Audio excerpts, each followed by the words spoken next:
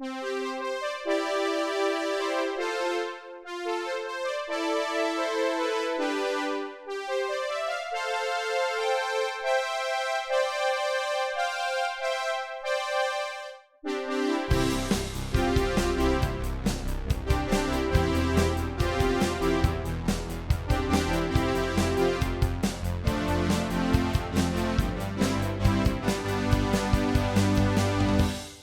you for asking for this video. Alright, so this is a must-have analog synth sound, and this is OPXA by Arturia. We're gonna go into new presets and get started. This is the default preset, a simple sawtooth oscillator. The first thing that we're gonna do is lower the octave here on the master tune, because on the ending of the song we have that, but it's one octave down. In order for you not to go octave down on your keyboard, just lower the octave here on the master tune. Now we want detune, so we need oscillator number 2. The volume is right there.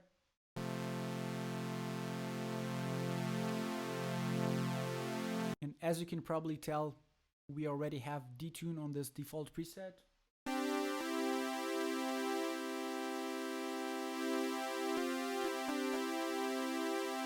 We're gonna figure out the perfect detune comparing to the song, but I'm gonna leave it as it is for now, because going to the filter, we need to close the filter all the way down and increase the modulation all the way up.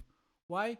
This sound has a brassy quality to it, and you can just have attack on the amp so that you have that very tiny fade in for the sound.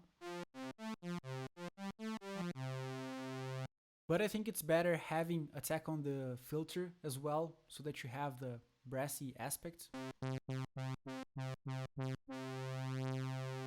And the reference point that I found is 75 milliseconds. This is what I feel is perfect for the sound. 75 milliseconds of attack on the filter envelope. But if you have it only on the filter envelope attack, the brassy quality will be highlighted, will be emphasized. You can smooth that out a little bit by matching the 75 on the attack of the amp here.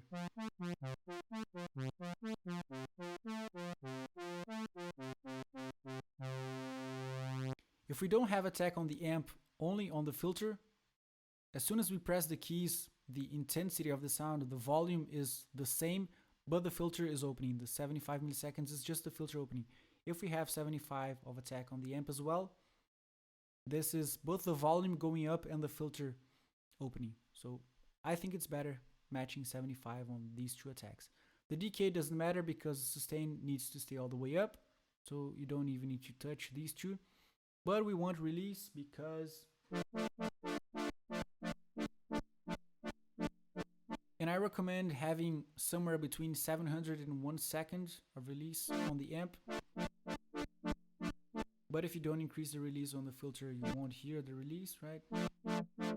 So you need to at least match the release on the filter amp.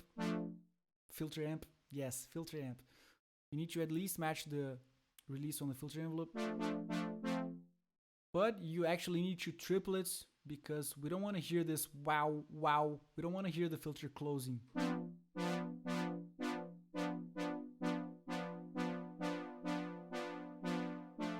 So yeah, go up to 2.5, 3 seconds here, so that when we hear the release, we hear the filter still open while the sound is releasing.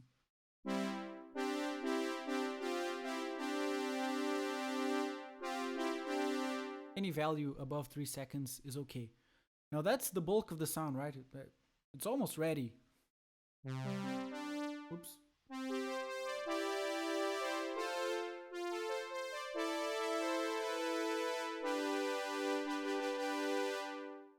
Now we need the extra touch, the olive oil, which is the chorus.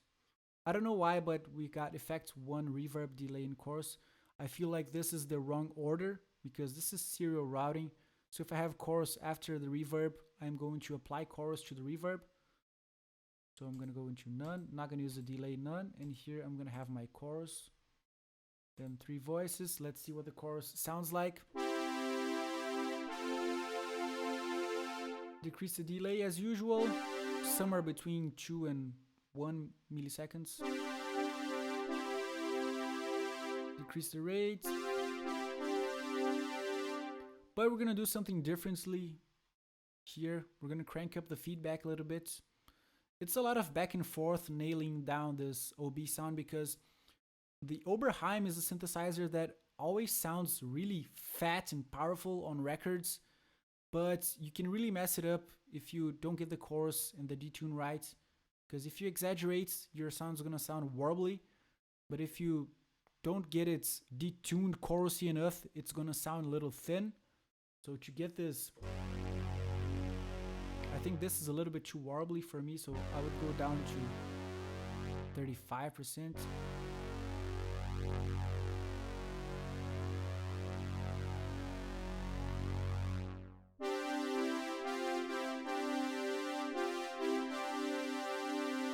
Yeah, so spend some time back and forth here on the chorus, but I'm gonna show you the exact values on the preset that I have saved, which is already after the fact in this back and forth, okay?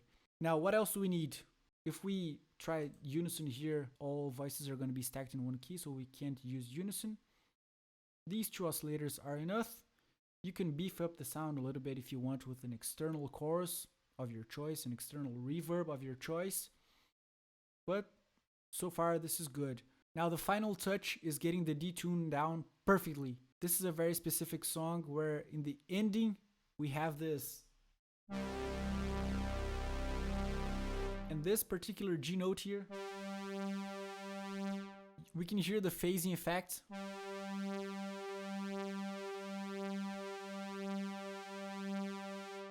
If you pay attention to the very last few seconds of the song, you can hear this phasing effect, which is generated by the detune, right? It's a natural canceling effect coming from the detune. If you increase the detune, you're going to increase the speed of that phasing effect.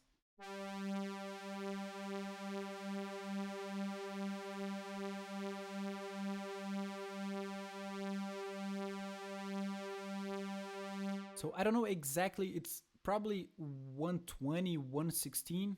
I think 120 is a nice rounded number.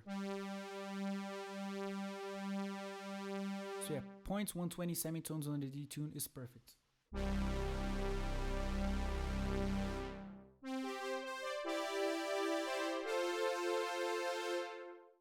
But I'm gonna go to the back and forth, go up to the chorus because I increased the detune a bit and it's sounding a little bit muddy to me, a little bit warbly. So maybe decrease the feedback a little bit, maybe decrease the delay.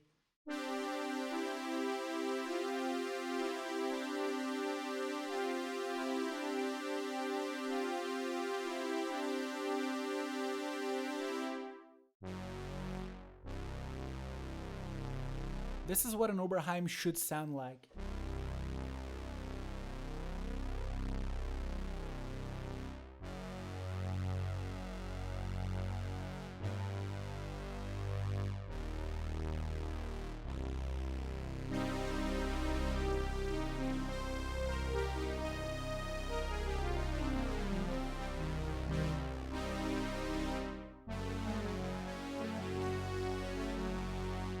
Yeah, I'm very happy with this. Now let me compare this sound that we just made to the one that I have saved. So on this track, I got the sound that we just made, and here I have the one that you heard in the beginning of the video. Going back. It's a teeny tiny bit brighter.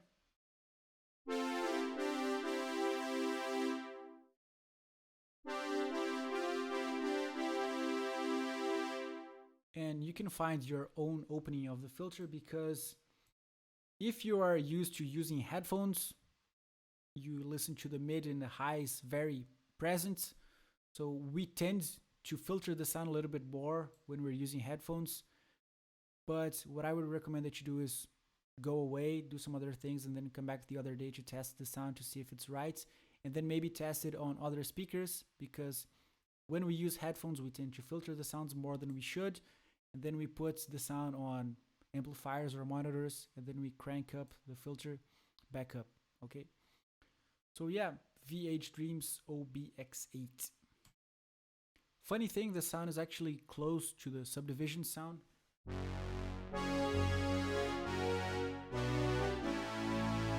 But it's brassy, so if I get rid of the attack here,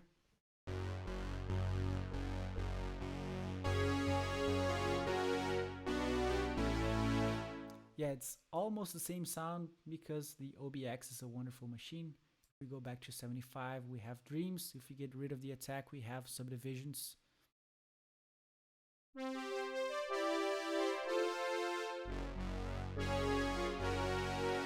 If you want, you got YYZ in there as well.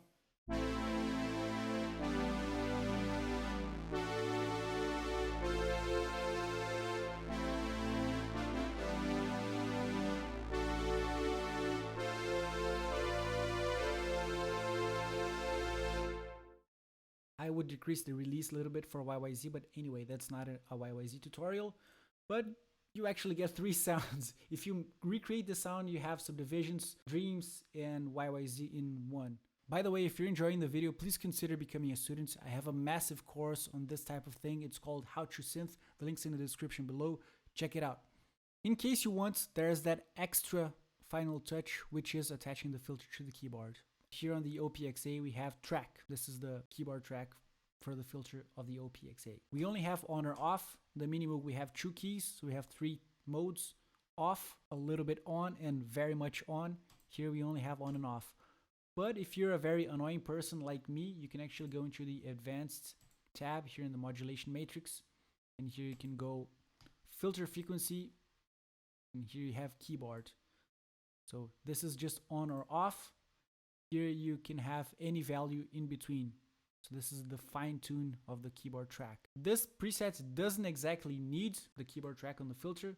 Maybe you can have a keyboard track because in the very ending of the song we get the...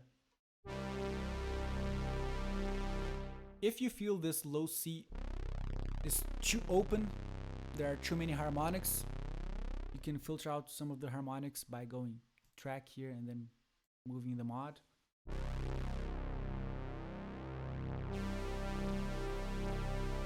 Maybe.